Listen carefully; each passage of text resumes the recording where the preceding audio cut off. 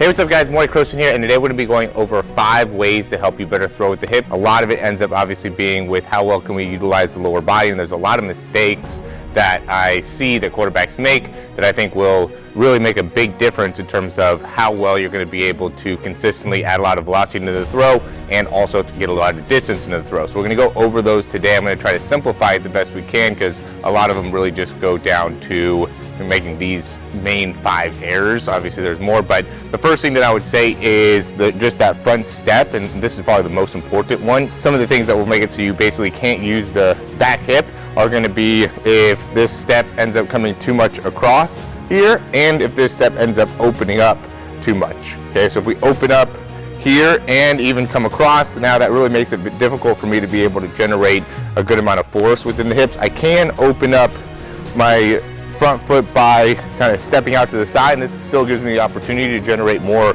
force within the hips. And then another thing that I think ends up being important with that is when we get this front foot down, we want to be able to get this down fairly quickly. We don't want to have a lot of time before this front foot gets down the ground. A lot of times the more time the foot is in the air, then the more we get kind of this landing, which makes it so now it's really hard to use your back hip, which is really the primary driver here. I mean, we talk about using your hips, but in order to really throw the ball well, it's really using that back hip to be able to do that effectively. So first thing is going to be that front step. We want to be able to slightly open it there, and we want to make sure that that foot gets down as quickly as we can, so then we can really start driving off of that back leg. Number 2 would be when that front foot hits, we want to be able to generate a good amount of rotation within this back leg. Okay, and the way to be able to do that is, one, we don't want to end up spending too much time loading into this back foot. The further the athlete has to throw, typically I'll see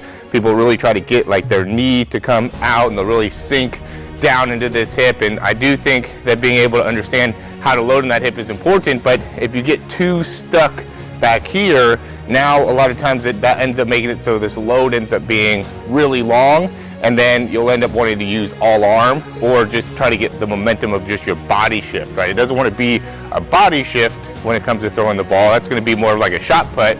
We want to be able to get more of like a rotational movement. So in order to do that, we have to load and be pretty quick to be able to start to rotate or pivot within that back leg. Okay, so number 2 would be quick with how fast we're starting to rotate within this back hip. Okay, we do want to be able to load into it, but let's stay away from getting too much of the knee going to the outside, too much of that front foot or that back leg kind of sitting back. Let's try to stay away from that. Instead, be fast and being able to start to rotate within that lower half. Okay, number 3, way to be able to more effectively use your hips when throwing the ball is going to be the front arm. Okay, keeping that front arm closed as long as you can. Right, so there's this whole thing that is hip and shoulder separation. We've talked a lot about this on the channel, and the concept here is the better I can create rotation in my lower half, okay, then I want to be able to create separation in my upper body, which means that my front shoulder wants to stay back. So it's the separation of my hip rotating and my front arm staying back. This hip and shoulder separation has been proven to have a lot of correlation to increased ball velocity when it comes to throwing the baseball as well as the football. And so that ends up being a big goal that we want to be able to achieve, is being able to generate rotation here. Okay, but if we do that, or if we are opening up with our shoulders too early or getting this upper body involved too early, what that does is it takes our hips out of the equation. So we want to be able to maintain that front arm being back as we're starting to rotate in order to make it so now we can generate more force through there.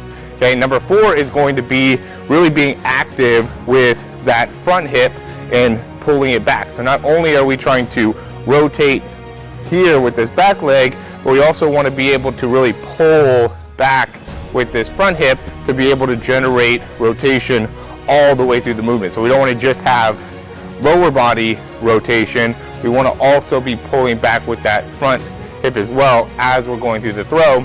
So really, and this really increases that velocity. So if you're trying to throw the ball, 20, 25 yards and put that on a line, being able to generate a lot of hip rotation in your back and your front hip are going to be two critical parts in being able to make that happen. And then I would say the fifth thing that's going to most effectively help you with being able to better utilize your hips is going to be with your balance, making sure that we're not too early onto that front leg or trying to create too much extension within that front leg. Okay, so typically what we'll see is, and there's a few different ways of how this is going to end up happening, where so if we're too early onto the front leg, then we'll typically see people want to fall off to the side.